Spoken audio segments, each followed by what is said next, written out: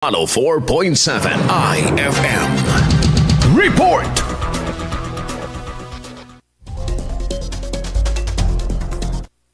Umapila ng kasagutan si Liga ng mga Barangay President La Union Chapter Honorable Ramon Guio Ortega Jr. sa naghanap na privilege hour sa regular session ng Sangguniang Panlalawigan ng La Union ukol sa umunoy 20,000 pesos na financial aid sa mga barangay na hindi pa rin naibibigay hanggang sa kasalukuyan. Ang tinutukoy na 20,000 pesos na aid to barangays ay taong-taong kabilang sa aprobadong annual budget ng pamahalang panlalawigan bilang pondo sa mga proyekto ng mga barangay.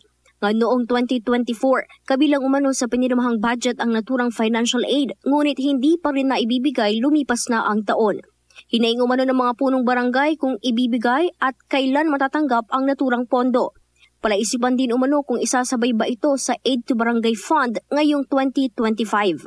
Samantala, parehong usapin sa release ng budget na laan sa financial assistance ang daing ni Governor Rafael David matapos dumulog sa kanya ang ilang residente dahil sa hindi pa rin natatanggap na tulong pinansyal. Kaugnay nito, umaasa ang mga opisyal na makakatanggap ng kasagutan mula sa Sangguniang Panlalawigan upang malinawan din ang mga residente. Kasama mo mula dito sa IFM Dagupan, ito si Idol Jam Victorio, Tatak, IFM. IFM News. IFM News. IFM News.